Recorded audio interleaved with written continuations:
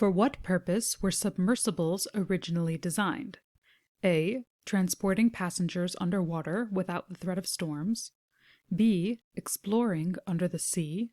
C. Smuggling weapons and outlawed materials. Or D. Attacking ships on the surface of the water. To answer this question, we need information from the second paragraph, which I have posted here. Here we find mention of the first documented submersible constructed in 1620 by Cornelius Drebbel. Because this is the first documented submersible, and our question is asking for what purpose they were originally designed, if we can find where it states what they were designed for in this paragraph, we have our answer. The text goes on to answer this question.